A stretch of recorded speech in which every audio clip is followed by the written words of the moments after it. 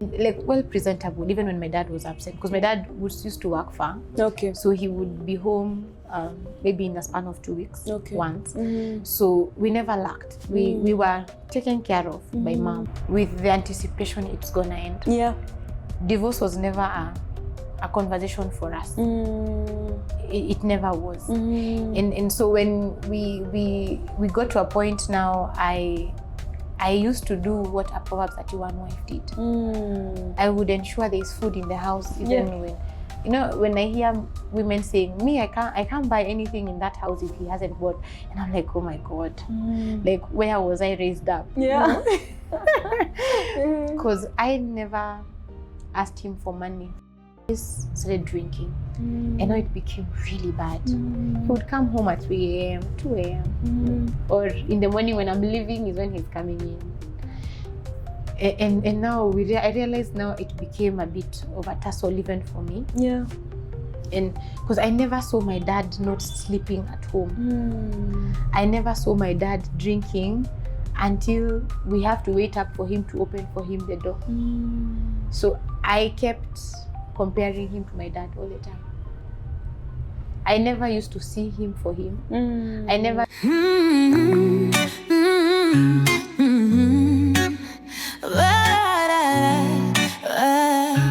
Oh yeah.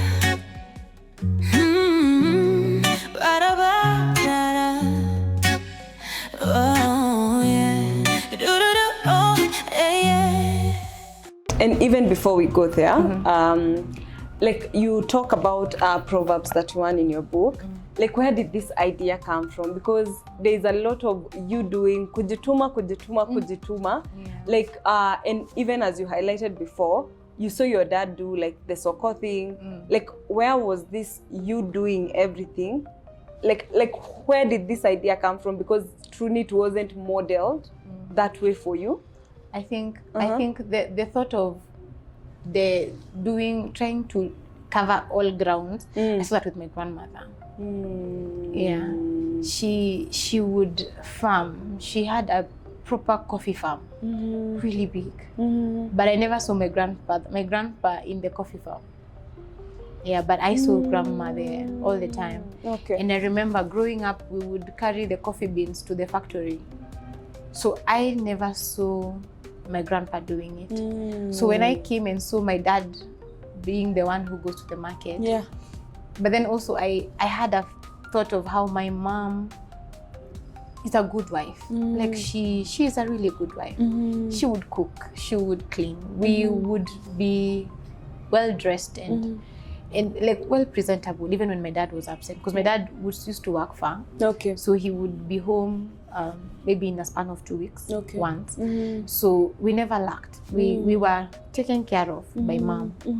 So I think that these two women really showed me that being a wife doesn't mean you sit and fold your hands. It means you need to get your hands dirty. Yeah. So I did. I never shied away from picking loans to buy land for us, or picking loans to build a home for us. It never bothered me. It never felt wrong. Yeah. So and up until when I would tell someone and be like, oh, why would you do that? And I'm like, why wouldn't I? It wouldn't be really, no, it would be why wouldn't I? Because then I wouldn't have expected I never entered a marriage with the anticipation it's gonna end. Yeah. Divorce was never a conversation for us. It never was. And so when we got to a point now, I used to do what a Proverbs 31 wife did. I would ensure there's food in the house, even when I hear women saying, "Me, I can't buy anything in that house if he hasn't bought," and I'm like, oh my God, like where was I raised up? Yeah.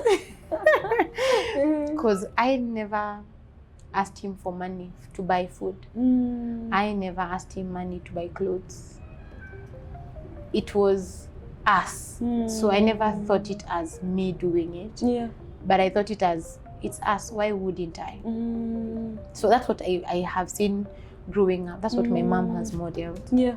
That it is not us. It is not me, it's us. And yeah, so that's how the Proverbs 31 for me made things happen, because then I wouldn't understand why I wouldn't make things happen.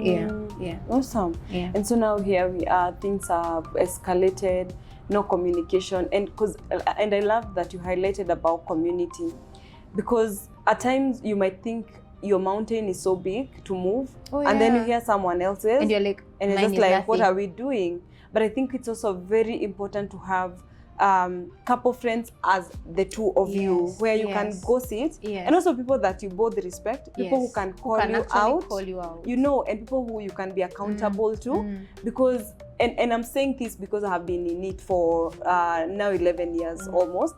And I know sometimes it's hard. Marriage sometimes can drain you. And at times when you just talk it through with someone, then it shifts the whole thing, you know. And I also feel like at times, and especially when you're so used to your spouse, you can get used to them. They are always like this. They will always be like this.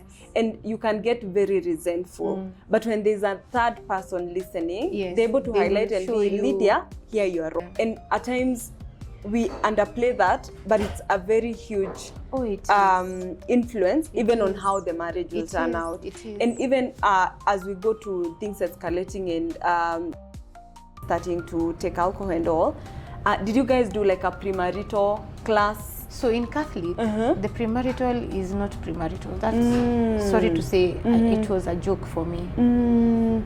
Because when a priest talks to you about marriage, they are not married. They don't understand what this is. They will not understand. They know it from the Bible, and that's it.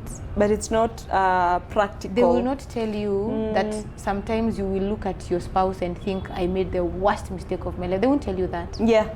They will just tell you, marriage is nice, you get in, you do it, you know. But we never did it. As I said, marriage starts wrong. And I think it doesn't go wrong, it starts wrong. For anyone, even if haujaget kitu, just check. If you're going through maybe patterns of struggle in your marriage, just check how is the foundation, how did you start, and then make right choices now, because it doesn't have to end for it to start all over again. And I think just to highlight, like for us in our second year together, that's when I was just like, this thing is hard. For me, I didn't even know about personality, and I know it's true for so many people. Like I've had people you say choleric, they're like, what are those? You know. And I think like for us in Ndoa, and I think, I don't know if I have ever highlighted here, Ndoa, Mavuno Church, they offer it. Church. Oh, that's your church. We did our Ndoa at Mavuno. Oh, fantastic. Yeah, downtown. Nice. And so Mavuno Church, they offer it. I also know Pastor Emmanuel has the I Vow. He has I Vow. So you can check it on IG, I Vow. He really goes and he uses the Ndoa book. So at least like it makes you have those hard conversations that on a normal setting you can't even think. You know, on a normal setting you're so angry at your spouse because they have already let you down. They're also angry at you. But when you sit with other people and there's topical like sessions to go through, because they do like living and cleaving. Because now even as you're speaking, I feel like you left, but you never really cleaved. Because if you're still trying to change your husband to be your father, then there's a part of living that didn't happen. And so like for me, that helped me heal those things that I was still carrying. It also helped us have those hard conversations of like your life even before me. What was there? You know, and to see, am I able to live with you like for real, forever? After knowing what you have gone through. Am I? You know. And so I really agree, like marriage don't end wrong. They start wrong. They start wrong. So I think that the premarital counseling really was not premarital. That's when now I see the Ndoa book and what our priest took us through. There was nothing to it. Because at the end of the day, I remember I would buy. So a colleague of mine was going through Ndoa when I was in the thick of things, and I thought, let me look at this book. And I went through it and I'm like, this is an amazing book. It would really help us. Was never open to read books or to go through therapy. So I also feel that we might be having issues, but we also have to be on the same page to want to work things out. I don't believe in just having just for the sake. Yeah. I believe in having an amazing, I usually say, if it's not nice, then go home. Like for me, like I love to bake. Yeah. If my cakes are not mouth-watering, moist cakes, then I'm not doing anything. So for me, I would invest in our marriage. Like I would buy books, I would read. Then he'll tell me, you read, then come and implement. Come and tell me. I'm like, and you know, that's the thing. And even as you're talking, I know you know Ernest Wamboya. Yeah. I did a book. He has done a book about passionate pursuit to purity. Yes. And in the book, he talks about how men and women are very different. A girl, when she knows she's gonna get married, she will read books, 100 ways to be a wife. You know, and it's so natural. It's a natural and now men need to know that they are slower in terms of thinking. Like a man thinks like it will just work. It will, you know. And so that means when you know, you put in more effort. Because you know these things don't come naturally to me, you know. And so for me, even me, I'm in that journey of learning, because I think and even as I'm listening to your story, for women we think we can fix. Aye, give me that man, give me 2 years. And we forget that only God can actually like change a man's heart. And now again, it go back to like, especially for women who are not yet married, like have standard, know what you want. Don't start wrong for you to start going and now thinking like I can change him, like I can mend things, you know. And it's sad that we have had to learn the hard way, but we are here now. And like, that's why I'm so like excited about this episode, because I think it will shed light to so many women. I really pray that at least they understand that you need to get to a space where you talk, have conversation. You know, like I remember there's a couples on a journey couple that do. There's a show that it's called a Couples on a Journey by Pastor Nyamo and Pastor Joe, and they talk about how you need to have conversations before you start dating, even before this person decides that we are going to, I want to court you.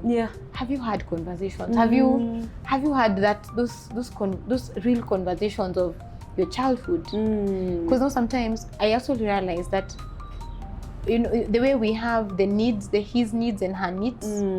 I remember I read that book, and by then I didn't understand that the needs come from how someone has been brought up. So if someone's parents or mother was not present, then it means they will require you to do the extra mile for you to cover that gap, because this person never felt needed and that affection that he ought to have felt. And for me, being a flag who really loves her space, I never got to the point of getting you to a point that, no, you're in my space. So I'm married, yes, but I still want. This is still my space. And so even being being cordial. So my sister was making fun the other day that this experience has made me a very patient person, and I've become so kind. Because now, even though I don't like having people near my space, I am now I'm trying to acclimatize and just get people around. So I sometimes looking back, I pity Dennis. Like I wouldn't also want to be with this person who doesn't want me in their space. That I want to do things, I want to build, I want to buy this, I want to buy that. Just because I can, I went ahead and did it. So he became a spectator in our lives. I became this perfectionist that you either do this or the highway. Like it is us. It is not us, it's me. And that's where now I think it now got him to a point of feeling disrespected. Because then I actually realized that you can actually be the one who brings the money, but not the one who dictates how it's spent. But I didn't. I dictated how I wanted the money spent. And when it didn't go the way I wanted, that becomes, I now go to a cocoon, because I don't want to argue. I won't, but then I will not raise my voice to argue. I will raise my voice when my child wants to cross or jump somewhere I'm thinking it's dangerous. But I will never raise my voice when we are arguing or when I am upset. When I'm upset, I go to a cocoon.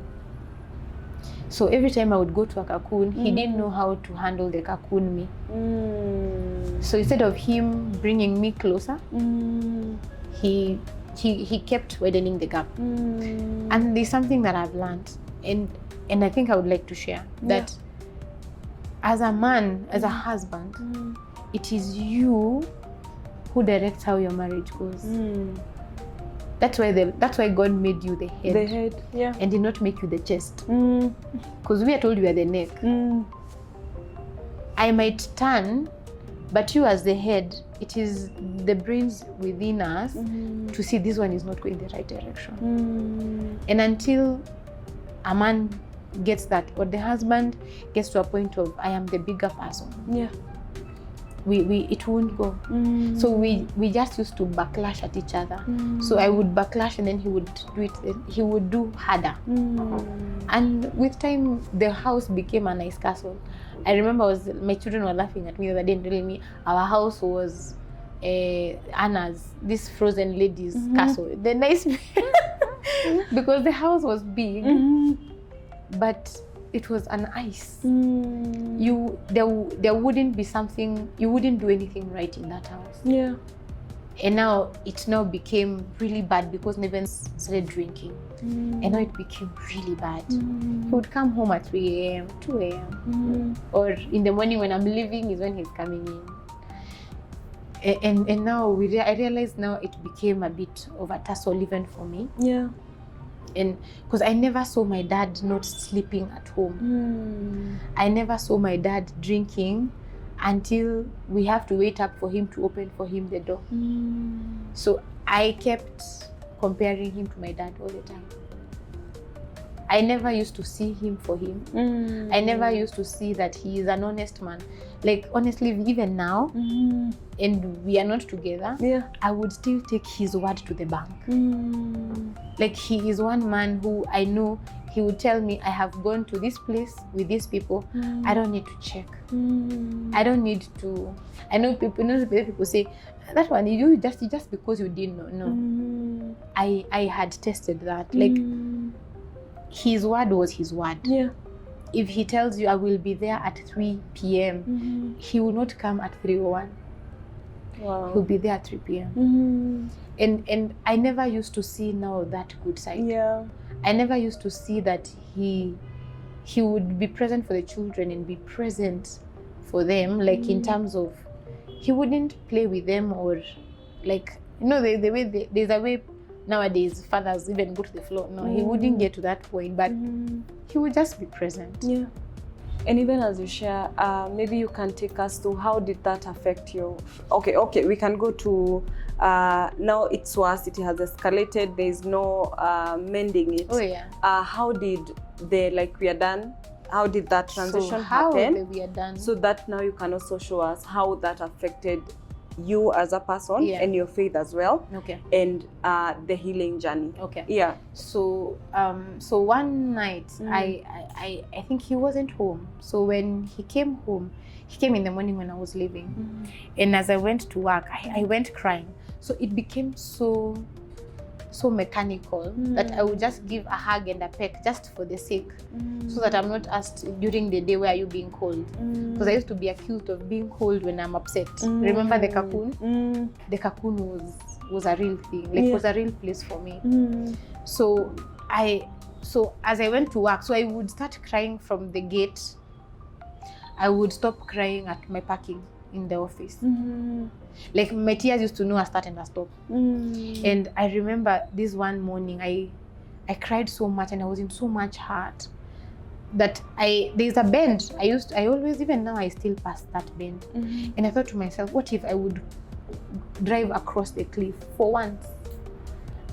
Maybe would my children have it easier? Would this pain be because it was so heavy? Like it no longer became something, it became a heavy thing. So the thought that I would be suicidal, That was my wake-up call. And I remember that morning, I parked my car on the side, and so our organization gives us a list of providers, health providers that we can reach out to that are within our medical cover. Okay.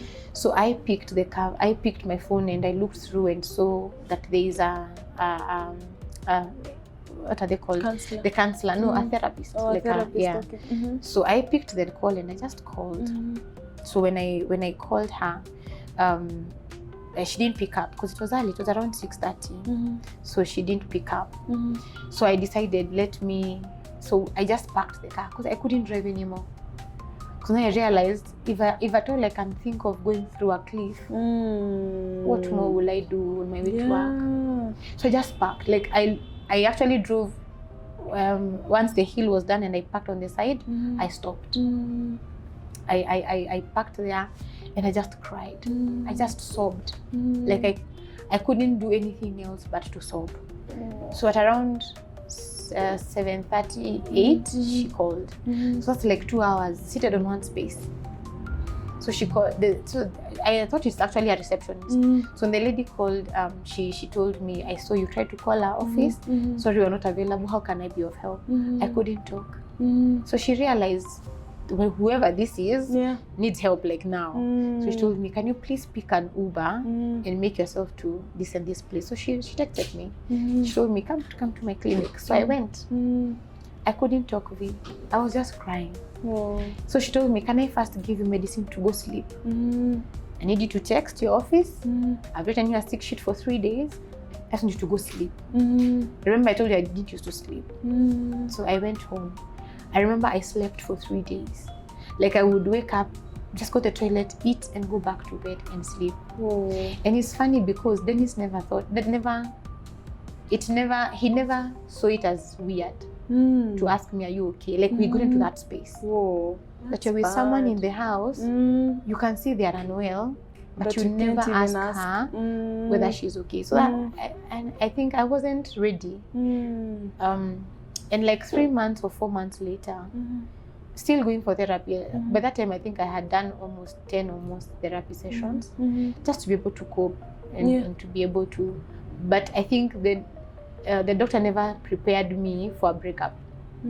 She never prepared me for what happens if the marriage doesn't work. So even as we continue to unfold, guys, remember you can get this book. You're gonna give us details on how they can get the book. But now we see your journey in marriage, and there's the beauty, there's the ugly, the lessons, there's the changes even in the marriage. There's expectation being cut short because what you expected, it's not what unfolded, and it's sad, yes, but again, it is what it is. We are here now. We can only pick the lessons and move and hope to, if God gives you another chance to do it better, which I truly believe with you that He will, because He's a God of many chances. And so, like, maybe take us through how you have already taken us how you started therapy and how it was so bad that Dennis wouldn't even notice. But now, how was the breaking point? And I think you mentioned therapy didn't prepare you for it ending. It didn't. But now how did that happen? And how has your healing journey been? So so I remember it so well. It was a Thursday night. And for some reason, there was no power. KPLC had decided. So he came home as usual in the evening. And we had already had like a very, not very nice exchange of gestures throughout for a while. So he came and as usual, the girls ran to the door, but I didn't. I never used to go to the door. So for some reason that day, I didn't go to the door. I used to go before, but at some point I stopped. I just realized no one wants to go for what is hurting. So I stopped going to the door. So he came to the house and he was upset. And he was asking, why don't you come to the door anymore? And I was like, I was showering so that you can come and shower without waiting. But that, for him, that didn't sound like it was anything to go by. So he got really upset. He took a shower. For some reason, he went out. He just walked out. Then he came back and told me, I think you need to leave. So you pick your children and leave. And I'm like, where am I going? And this is home. It was a Thursday night. And it was around 9ish. So I'm like, where am I going? This is home. And the kids had just closed school. So we were actually watching a movie because it was a holiday. So there's no school. Yeah. So and he told me, then if you're not leaving, I'll show you how you will leave. So for some reason, something told me to close the door after he walked out. So I closed the door. So he came back. So I had him going to our store that was behind the house. And I had him entering the store, but I didn't understand what he was doing at the store at this hour because it was a gardening store. So immediately after some time, I had a banging at the door. And he was like, Lydia, I want you to open this door. And I was like, I'm not opening. Why should I open? You don't sound like you are ready to have conversation. So after a quiet night, like we were just quiet and the girls were watching a movie from my iPad. Remember, there is no power. We had a strong bang. And all I could remember was glass flying through my children. And I remember my first instinct was to pick my children and put them under the table. Because I couldn't understand where the glass was coming from. So he smashed the windows behind us. He went on the other side and he smashed the other windows. So all my kids could do was scream, and all I could do was protect them with my hands from the flying glass. And he could say, I want you to leave or I'll kill you. That's all he could say. And so my kids started screaming. So my nanny heard from the bedroom and she came, picked the kids and ran off with them. So I picked my phone and started calling my mom. So I told my mom, please call police. I think Dennis wants to kill us. So I called my neighbor and told my neighbor, please call the police. So my neighbor had the commotion. So because where we used to live, we were a bit a distance from the mother's house. And for some reason that day the mother wasn't home, but the dad was home. So I don't know what happened outside, what was transpiring, but he went breaking all the windows in the house, saying how now I would see how my money will save me now. And it became so bad because now my neighbors' kids who live behind us, like in the next plot, now had to jump over our fence to come and see what was going on because now they could hear screaming, but now they didn't know where it was coming from. So they came and they held him so that he stops breaking, because for every hit he would, for some reason the glass would just find its way to the house. So my mom and my brother told me, we are on the way, coming for you. So later I came to learn that, so my firstborn is asthmatic. So my child got an asthma attack. Oh no. And she couldn't breathe. And it was scary. So remember, she's not very small then. She had just finished her class 8. So she picked knives from the kitchen. I don't know where she got knives from. She picked knives and she was like, Mom, open the door, he comes in, I'm ready for him. I will defend you even though it takes my life. And I remember I couldn't remove the knives from her hand. She was like, Mom, leave me alone. Let me kill him. He wants to kill you, but I'll kill him before he kills you. And that's when I realized that my child had actually been holding path for me. And I remember the nanny trying to remove the knives from her hand, and we couldn't. Those knives were on her hand and she refused to remove them. She refused to let them down. And when she had my brother, my child let down the knives, went to my brother and broke down. And I remember getting into my brother's car and just telling him, just drive. Let's just go. So we went to my mother's house. And all I could hear my daughter telling me, Mom, why were you staying with this man for all this time? What were you holding on to? So I realized my children had been hurting, but I had been holding on because I didn't want the single mother title. And I think it's something I would like to encourage a woman out there. It may be hard. It might be traumatizing, even thinking of yourself being out of this world with you and your children. So what you're doing, you're persevering a hurting marriage, an abusive marriage, because you don't want the title of shame of being a single mom. There is nothing to be ashamed of. I got to a point, and I think I wasn't ready for it. I wasn't ready to get the title or to even think that I'm raising my children alone. But I got to a point and realized I didn't need the title of a wife. Having to sacrifice my children in my pursuit of being a Fab 31 wife was a big joke. Was actually something, if I would take back, I think I would leave sooner. If at all I realized that things were not getting anywhere. Yeah. And for the man out there, like, you're a husband, it's your duty to make your family work. It's whether your wife has done the unimaginable, it is your duty to make it work. Yeah. And if you can't make it work, then let her and the children go off easy without scarring them. Yeah. Because I think I had more work to heal my children than to heal me. Whoa. Yeah. Whoa. And it was all in the name of trying to hold on to a marriage.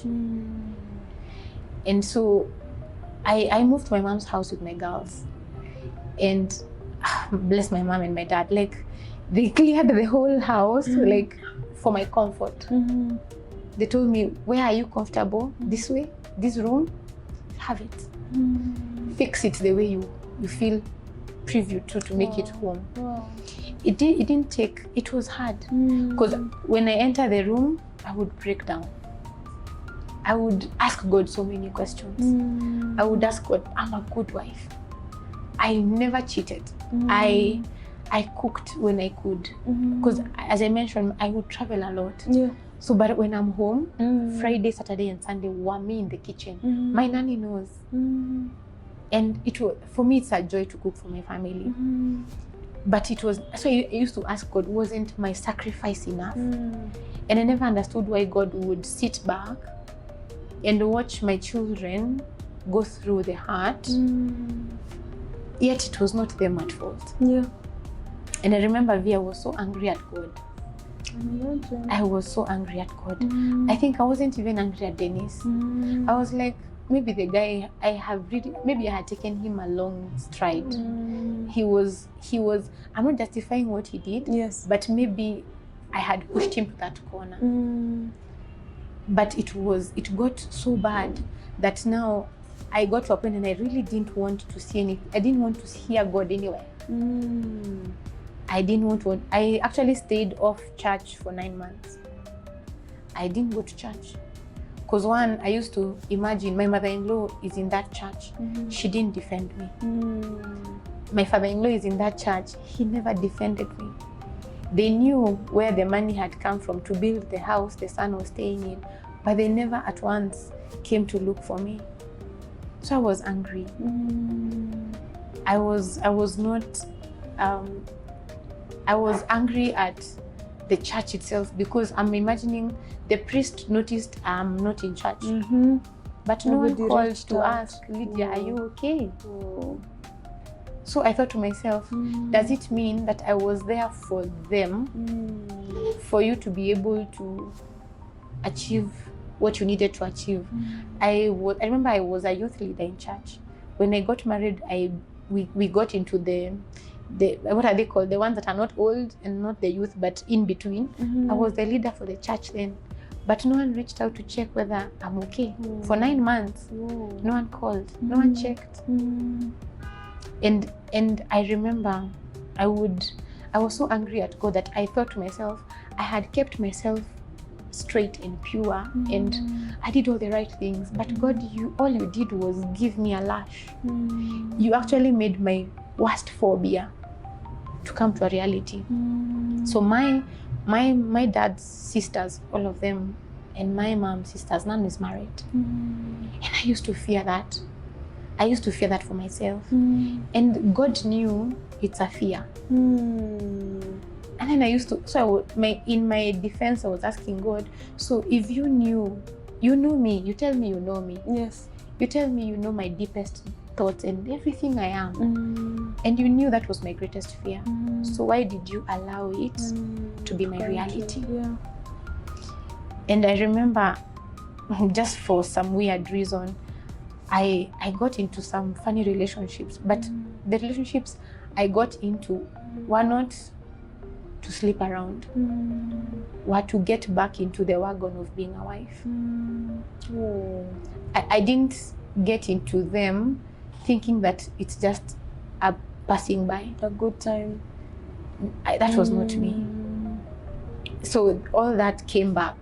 My me keeping myself came back. And if this is not a relationship, then I don't see why my body should be on the table. And that, so I remember I would go out. So my sister would tell me, now I will show you, we will go out. Let's go, you dance and feel nice and stop being upset and being sad. But I always used to feel, no, something is missing. So one morning, I decided to, I hadn't been in the kitchen for 9 months. And for me, kitchen was my safe space. But I used to wonder, why do I have to do it? Why go through the trouble? And I still couldn't keep a husband. There was no need. Yeah. That's like deep. So I asked God, then I would do anything about it. Let me just stay without. So I didn't cook. Luckily, my nanny, I had given her enough orientation, so she would cook. But I lost me. I lost, when I lost my marriage, I also lost Lydia in the process. I lost who I was. I lost my identity. And I remember, so this one time I said, let me just go cook some pancakes in the morning. And I bumped into Mavuno on YouTube. I had had it before, and I was there once during Kanji's album launch at Hill City then. And I bumped into a preacher who was preaching, and he was talking about how he's battling depression, but he's been asking God why he's not healing him, and God is not healing him. And it struck me that even men of God go through hard times. I think I thought the same fallacy we have of marriage being simple and nice and sweet is the same fallacy we have that when you know God and you love God, things go smooth. So that is what I thought.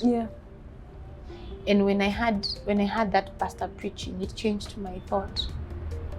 It actually changed. It changed my mode of writing my journal.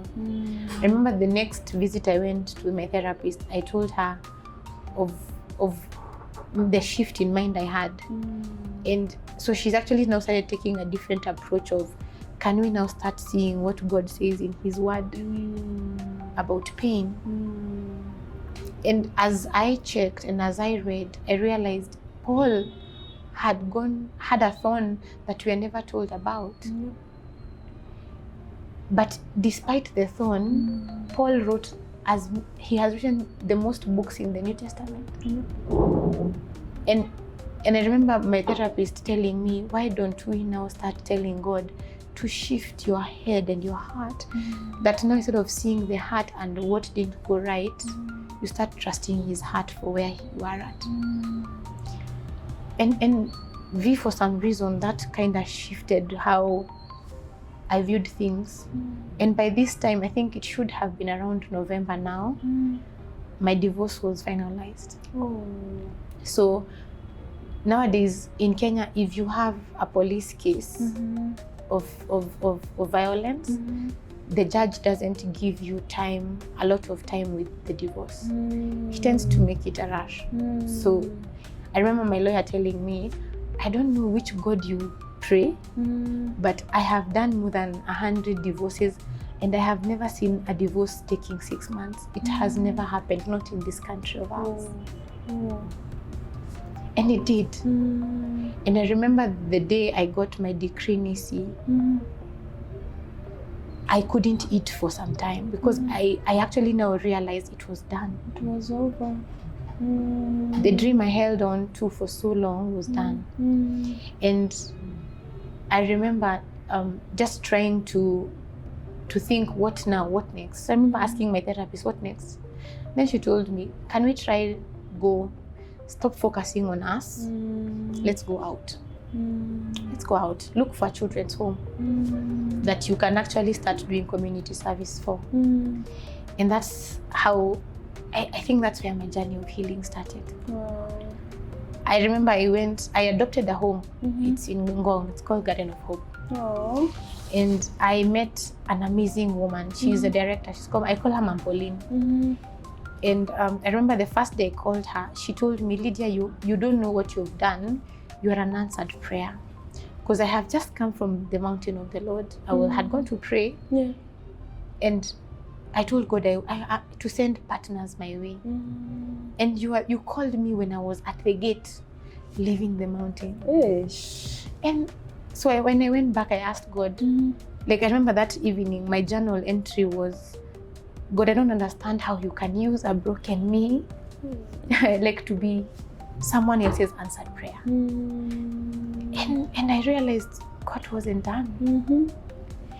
And I remember the first visit I did at the home, I met such amazing faces. And I had never seen faces that had so much love, yet they had nothing.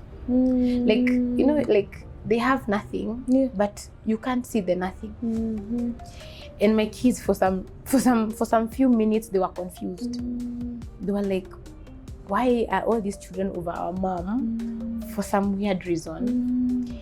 And I remember just sitting there, and these children, I went trying to give back something for the children. Like I went to feed them, to give them some food and some toys.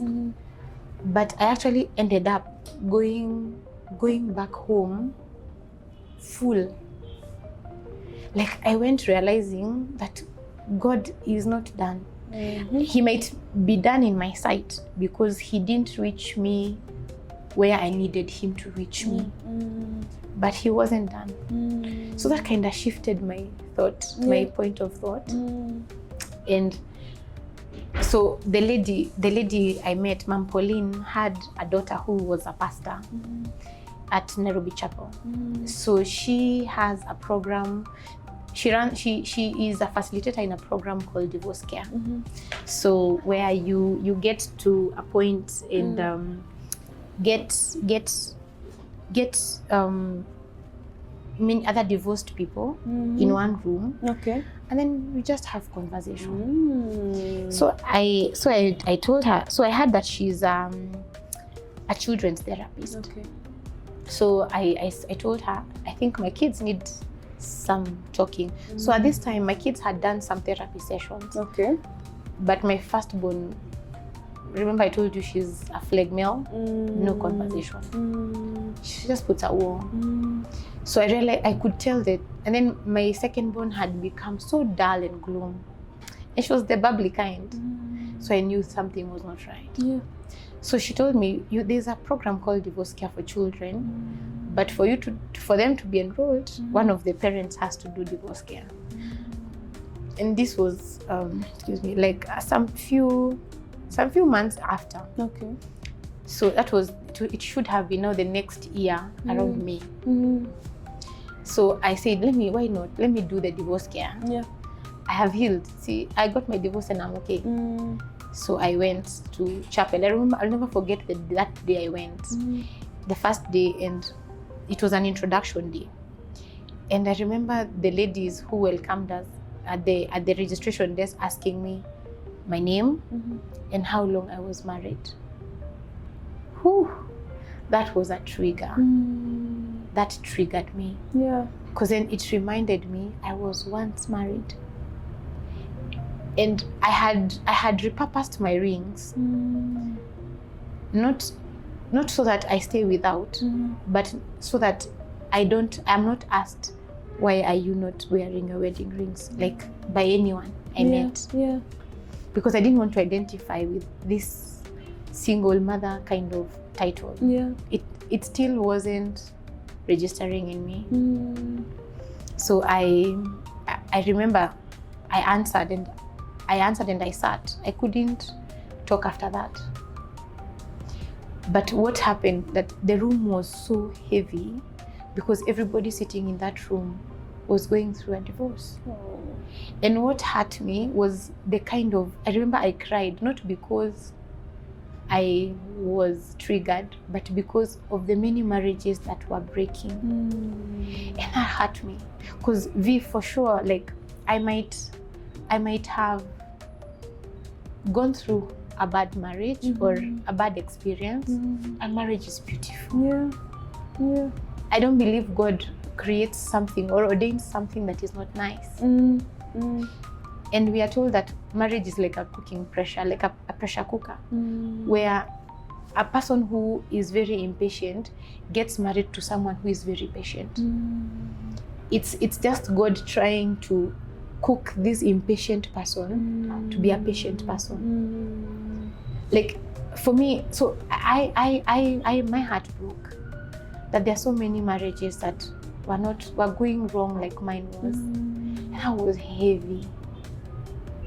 But by the time I left that class, I had the courage to remove my rings and put them in a box and not feel ashamed.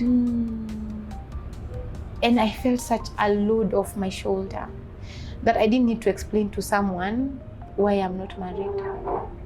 I had people I could relate with. So I know we get stuck into relationships that are not right because we want to hold on to a title. But I think it's important for us to free ourselves, free our hearts, free our souls. Because I don't think it is right to be in a space where things are not right, where you're hurting yourself, you're hurting your emotions, you're hurting your health to hold on to a title. Yeah.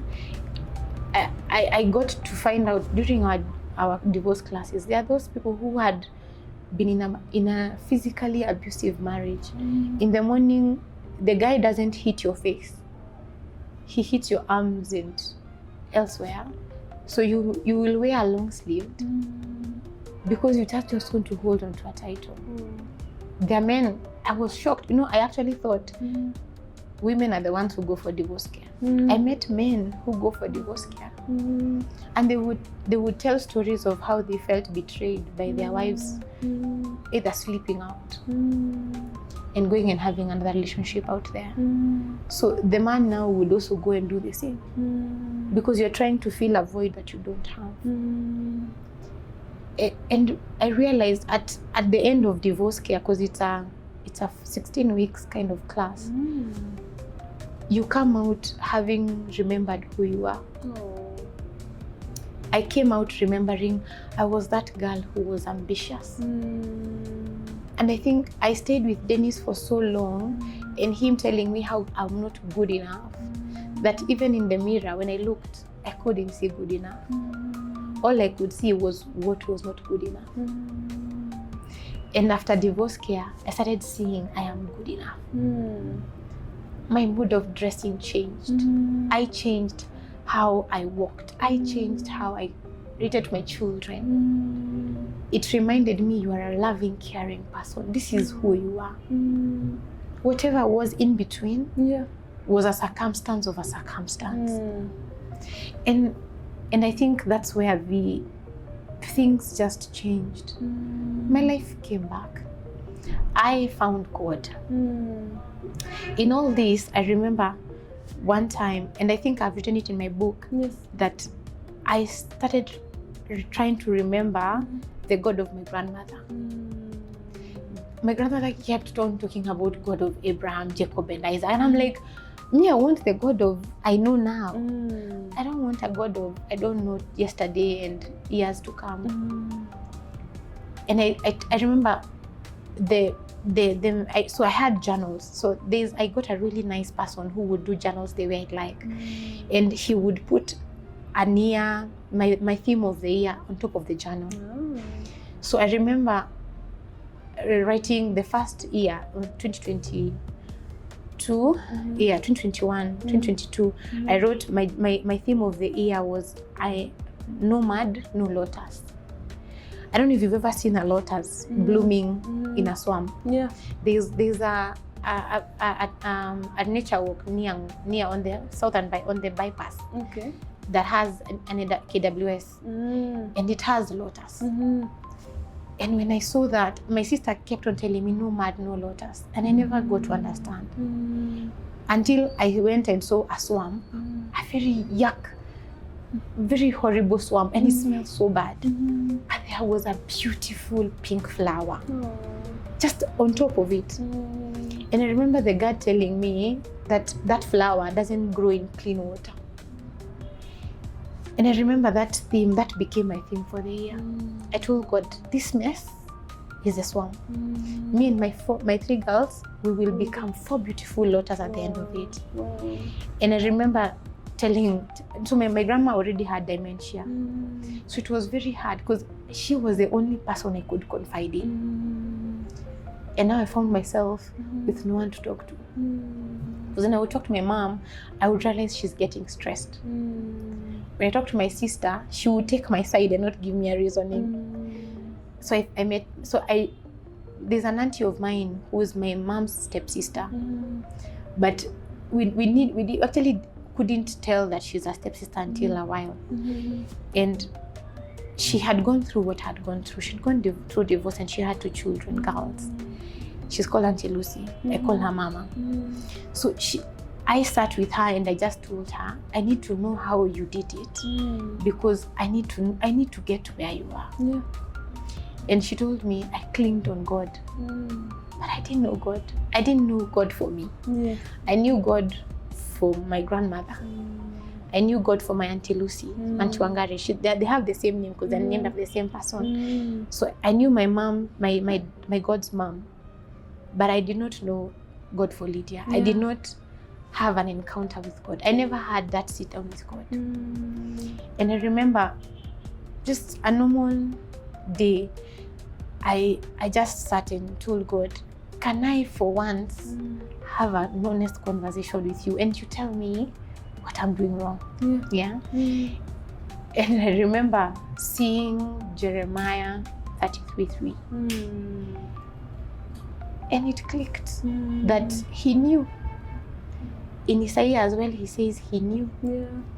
He even I think in Psalms or Proverbs, that he knows my thoughts before I even. And now at this time I had gotten into Mavuno and we were in a very nice series that I was relating. And I remember it was about how are you really? How are you doing really? Because sometimes we are asked, how are you? You say, fine. Yeah, I'm good. You're good. And that's when I realized I was breaking. So I sat with God. I had been going to therapy, but I never sat with God. So I sat with God and we had a conversation. And I remember I read the Sarah's servant, Haggai, and how she was in the desert and all she could see was the sun dying. And God spoke. And he said, you are the God who sees me. Alone.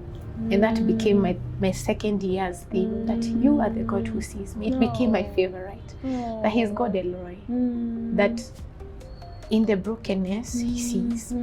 So I sat with him and I love, my friends tell me, the way I sit with God and have conversation is like Abraham. That I don't understand why he had to let me go through that. But then I told him, may you make this brokenness worth the while. May the tears I've cried be worth the while. And as I kept on going and I realized that God was actually mending me, to something very different. Like 3 years, if 3 years ago you would have told me this is you, I'd be like, no, that's someone else. That's not me.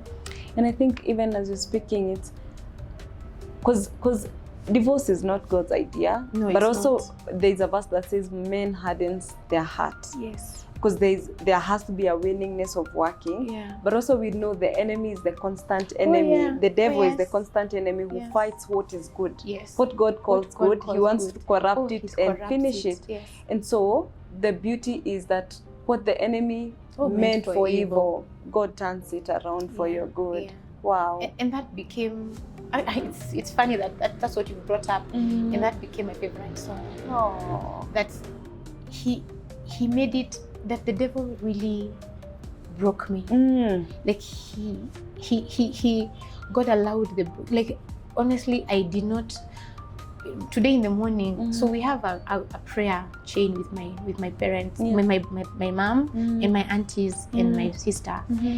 And my mom, today we're talking about nevertheless. And I remember telling you before we started the show that nevertheless doesn't come before pain. Nevertheless is hope after pain. Yeah. And so my mom told, so we were sharing, we were doing a round of sharing of our nevertheless. And my nevertheless was when I was told that my firstborn was almost committing suicide because of being in depression, and she's not talking about it. Yeah. And looking at her now, she has become such a pillar. She's become such a, she feels other people's pain. So nevertheless,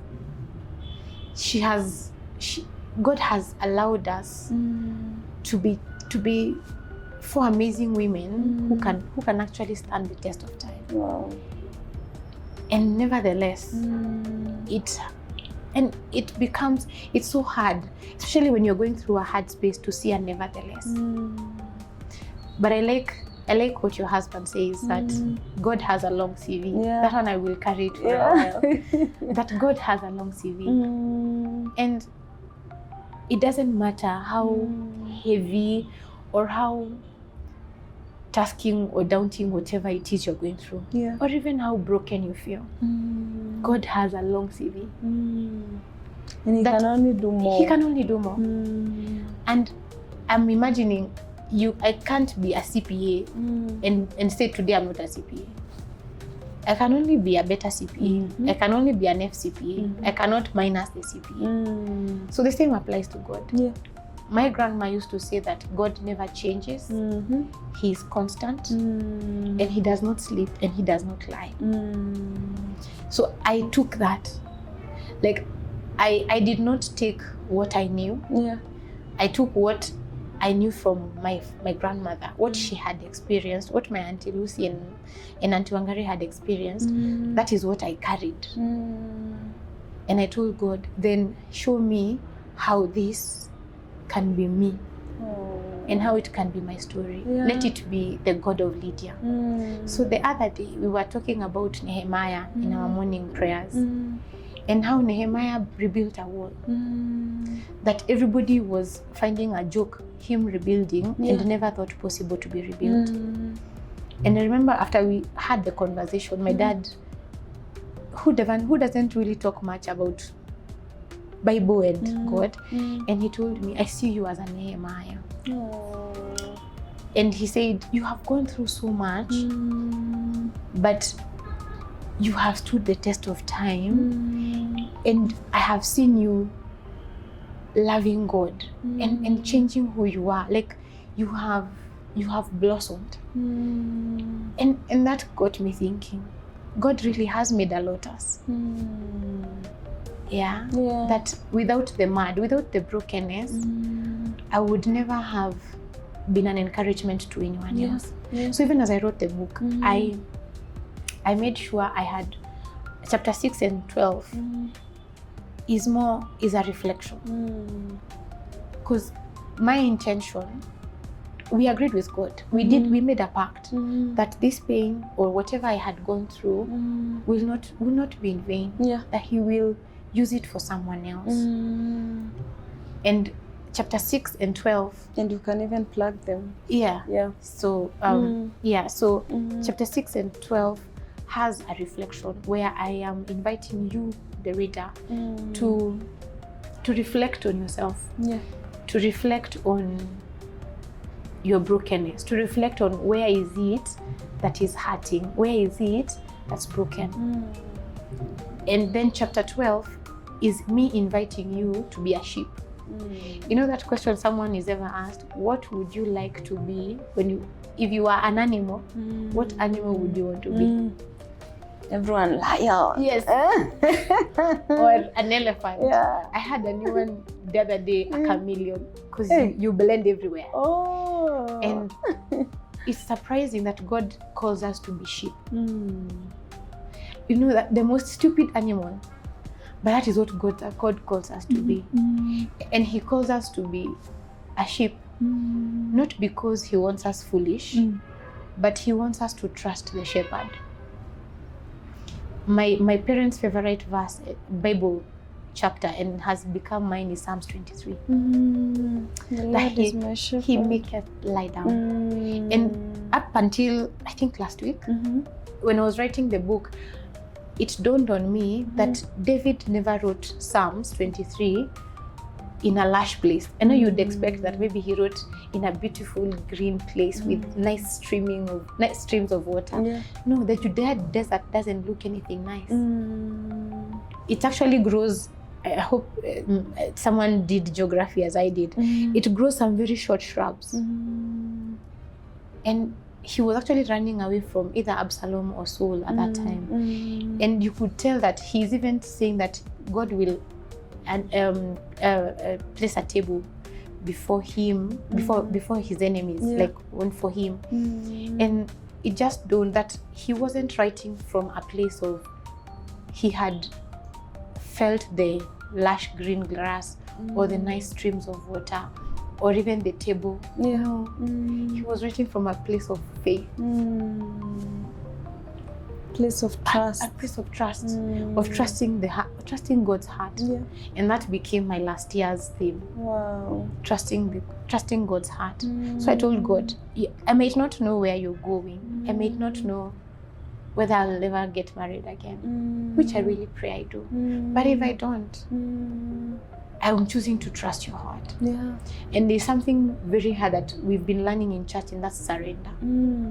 Where you stop living your life like this and live it like this.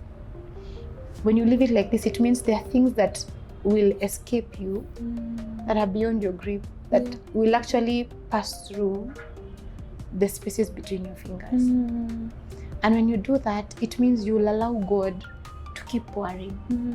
Because I'm imagining if I hold like this, it means whatever I have, even though it is bad or good, I'll still keep holding on to it. But when my hands are like this, it means I am allowing God to feel it, and whatever He allows to seep through, And there's something I learned called kintsugi. It's a Japanese art where they actually break a pot intentionally. Like, I'm thinking, why would you break a pot intentionally? Until I realized the art of putting it back. You use liquid gold. So the pot is nice, full, but you break it so that you put back the pieces. And I feel that's what God has done with my life. Yeah. He took the broken pieces. He took the broken. Okay.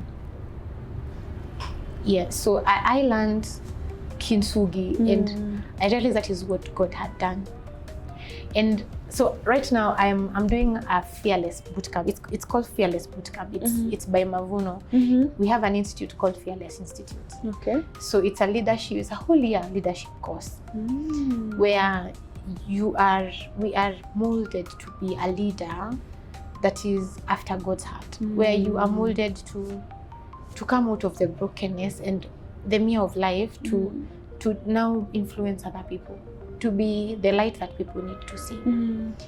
And I remember we were discussing with my sister, trying to figure out, because I needed a vision. I needed to cast a vision. Okay. And I knew my vision was to help the needy in the community, because like the children whom I adopted in Ngong, I love it.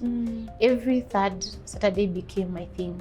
I just go there and just give them hugs. We have conversations. Sometimes I don't even go with anything, but I just appear. And that is when I learned there's something called ministry of presence, where you just giving your show time up. as well. Yes. Yeah. So I learned. So in the process of getting a vision, my sister. So I was telling my sister, I don't think I want people out here to know I'm divorced. I don't think I want people to see my flaws or to see where I didn't achieve. Yeah. And then at the back of my mind, I'm thinking maybe if someone else. So I go back to my dad's words of, when you're given something and you do it to your best, will someone else come do it better? I didn't want people to label me as a divorcee. I knew I had I was okay with myself, but I don't think I wanted the world to know that. So most of the time, the Fearless Institute students write about their lives, because at the end of the year, you're supposed to come up with a book. And I wasn't ready. So I remember telling my sister, I'm going to talk about my adoption of the home and how we've come a long journey and what we are doing and how we are going about it. Because even my kids have owned the home, and when we are going, it's a family affair. Even my mom and my dad, like everybody has now come in. Yeah. I remember when I tell my dad I'm going for the home, she sends money. He may not come, but he'll always send me something to go with it. And my sister told me, but wait, why wouldn't you want people to see what God has done? Why wouldn't you want people to see that in the brokenness is where God actually finds us? And I remember that text, she wrote me a text, a very long text, and I actually pinned it and just gave it a thought. Because actually the book I was writing, I started writing a book, and I was writing a book about the children's home. But as I prayed about the book, God told me, dude, that's not what I wanted to write about. No, I wanted to write about yourself. And I'm like, no, I am not going to display myself to the world. And he was like, you're not displaying yourself. You're displaying what I have done. Goes back to him. But I'm like, but I'm going to be shaming myself. I'm going to be telling the world that I failed. And then he reminds me, but I'm going to be telling you're going to be telling the world how God has taken the pieces and made something beautiful. Wow. And that is where Kitsugi came in. So we went for a gathering. We call it a gathering in Mavuno. And it was a February gathering this year. And Pastor Murithi Wanjao, our senior pastor, talked about Kintsugi. Oh, alignment. So when he talked about Kintsugi, I had seen very nice Kintsugi pots last year. Okay. And I was like, these are cute, and it's a nice concept.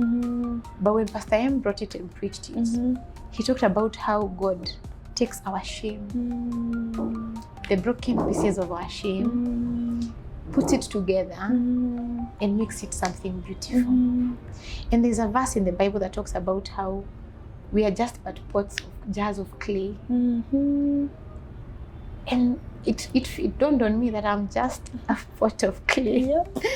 And how in the brokenness, that's where God shines the light. And I love the example he gave us. Like you can imagine the way, you remember, like a pot that has a small crack, and you put a candle inside. You will see darkness all around, but through the crack, that's where you see the light. Wow. So in our brokenness, that's where he mends us. And where he's mending us is where it's the strongest. Because then it means it's no longer you and the pot, it is pot, him. Yeah. Wow. Yeah. And so that's where we are now. Wow. We are amazing pots. What a journey. A journey. And I think I would really love to encourage someone out there. Yes. Like you might be feeling this is it. You might be feeling there is no turning back. Or you might be in a space where you are going through something so heavy that you don't know how to go from here. I think let's live like this. Let's give it back to the potter. Yeah. When I was writing the Golden Joinery, I had to really research about pottery and how the artisans do the pots. So apparently, when he has the dung of clay and he places it on the mortar, on that mortar that goes round. Yeah. If that mud doesn't yield to his hands, it can't be molded. So he actually removes it and puts it aside and picks another pile of the dough. And how what shocked me is how it's banged on that mortar. Like I went to a place in Kikuyu and saw it actually being done, and how hard it is banged on that mortar to stick. And I thought to myself, then it's not easy. It's not easy to abide. Yeah. It's not easy to allow God to just yield. It's not easy to yield. But I think once you yield, so once the pot yields, it's now molded. When the mud yields to the hand of the potter, now it starts being potted, and it comes out to something very beautiful. Yeah. But in the event that when he's placing it down, it breaks, he can't mold it again because now the mud has dried.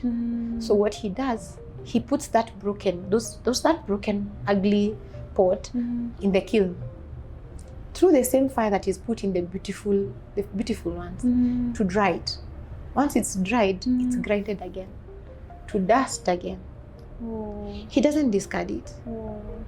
So you might have gone to the east, you might have gone way back to where God intends of you to be, but he's allowing you back, and he doesn't discard. I think if there was discarding to be done, God would have discarded because I was so angry at him. I think there was nothing else left for him to do than to just say, anyway, I've given up. But he didn't. So I think even in our brokenness, God still has use for us. And I like how Pastor Carol says that may your pain be your message. May it be the platform. Yeah. Let it not be the thing you're ashamed about to cover, but let it be something that you use, you allow God to use to. Yeah. Wow. So yeah. Wow. Do you want to plug them? So I still actually just printed the 100 first copies. Oh. So I think I have 2 left. Oh. Yeah. Nice. So I am still the only one who can plug you into the book. I'm yet to plug into a bookshop. Okay. So I want to do a bookshop in Amazon. Then by the end of the month, it should be available on Amazon. Okay. By the end of this week, I am hoping I will do a Kindle as well. I want to do an audiobook for those who are like me, who really reading. Sometimes you want to listen and you really want to listen, but you don't have the time to read. Yeah. So I want to do that as well. Awesome. That you can put in your earphones and actually listen to Golden Joinery. Wow. And just plug it. Okay. Yeah. So right now I should write for them the number? Yeah, you can. Okay. It's fine. All it's right. Okay. Awesome. I think it's fine. Awesome. Yeah. Or my email. Wow. Yeah. But thank you, Lydia. I feel your journey is one of restoration. Oh yeah. And you know, as you're speaking and you're thinking, oh, it's a shame, you want me to shame myself. I've come to truly believe that the things we go through, even the hardest, they're actually not for us. No, they're not. They're for others. They're for others, yes. Like God knew. I had somewhere. that. And I know it's so hard to be God's strongest soldier. Because I mean, we want soft life. You want soft life, yes. But I think it gets to a level in our life where you're like, God, if I have to be the Abraham, if I have to be Sarah, like God, I'm open. Yeah. I'm open. Is it gonna be easy? No. But He promises He will be with us. Oh, yeah. And He will never leave us, and He will never And He forsake us. doesn't leave. Yeah, and I think that's the beauty of partnering with God. That even in this pain, He will not waste it. Oh, yeah. It will be used for good. Oh, yeah. And that's what your story just gives me. And even as I was telling you, as I was reading your book, like I was like, this could easily be me. Easy. Oh, yeah. Easy. And so even for people who are married, and there's that verse that says, be careful ye who think you stand, lest you fall. And I think for me it was a wake-up call as well, because it's one thing to have a marriage and see all the things that can break it and ignore. And it's another thing to take that story of yours and be like I can take lessons from Lydia. I don't have to go to the breaking point, and for me, I truly hope that you find love. Oh, yeah. And I'm really trusting that you do, because I can feel your heart. And in as much as the first marriage failed, you're not a failure. God is not a failure. He still have a good plan. Yes. And He's a God of many chances. And so thank you so much for sharing. Thank you for your vulnerability. I feel like one thing I would actually really want even people to get the book for, to also see how your children went through their own healing journey, because I think it's important. And I know time is far too gone, but I think it was also very important that you highlight your children healing, and also you prioritize that for them, because at times we can be so focused on us and my heart and how I feel, and we can neglect the children. But I thank God that He has restored you guys as a whole, not just the mother and the children are still wounded. And it's such a beautiful thing and such a beautiful point to give God thanks for. But thank you for coming. Thank you for sharing. Yani, in series, you better be following. Episode 10 on, but it's such a beautiful story. Even with all its shortcomings and the heart and the pain, there's still so many beautiful lessons to pick from, and it's such an honor to hear your story. I was like, wow, more. Like, I just feel like we would still go on and on and on, but so that they allow you to come next time, I think maybe you're just gonna encourage someone maybe going through divorce. Maybe what are those, just in few words, the few things that really helped you, for that specific person now, like they're in that process of going through it, what would you tell them?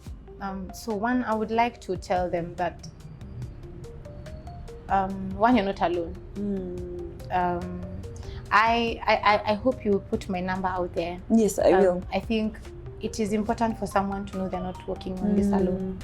And the most important thing, and I wish I knew, is to do divorce care.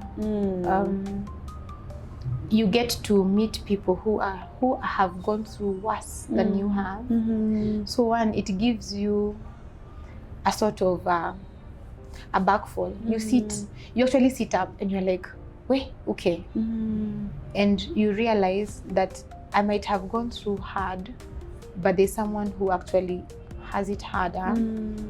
And the most beautiful thing is that we understand. The people in the room understand. Wow. So it gets easier. And then something else I wish I knew earlier, because I wish I did divorce care immediately I moved out of my house, because then I would have avoided to make mistakes towards the east. I would have avoided to put myself in a cocoon of me and leave out my children. And then something else I also want to say, I know we say we want to hold on to a marriage for children. Yes. But I actually hurt my children by staying. I actually hurt my girls by staying. You hear them saying, Mom, is there any good man out there? Because that is what they saw. But if maybe, I usually wonder, what if I left earlier? Would they have had a different story about their dad and not the other story? So I think even as you strive to make your marriage work, also don't neglect your children. If there are children involved, please make them a priority. Because I love saying that we are just but stewards. They're not ours. And God entrusts you with them. And then something else I wish I knew earlier was listening to gospel music. I learned something that as a musician writes their songs, they are going through something. And I love a song called At the Altar. It talks about how nothing is wasted at the altar, even in tears. Because sometimes when we go through a hard space, we just cry and forget that God is seeing the tears. And that's something I forgot. I forgot that God sees tears. You may not even need to say much. And sometimes when you listen to gospel music, it tends to give you a perspective. There's something Chandler Moore says, that God is not scared of our emotions. And he will not rush you through your emotions. He won't rush you to get through it. He will sit with you in those emotions. Sometimes when we go through hard space, we tend to move away from God because we think he's not understanding what we are going through. But for real, he's there. He's hearing and he's seeing you. And he can understand. And he doesn't want you to rush through it. You don't need to be okay today. It is okay not to be okay. It is not okay to think you are okay or pushing yourself to be okay when you're not okay. Because either way, he knows your heart more than you do. He knows your heart more than you do. So he's okay with you sitting with your angry emotions. And I usually say he's a big boy, he can take it. He can take you being angry at him and he won't run. I agree. If he never ran, then he won't run. So be encouraged. You're not alone. Look for the nearest Nairobi chapel and do divorce care. Plug in.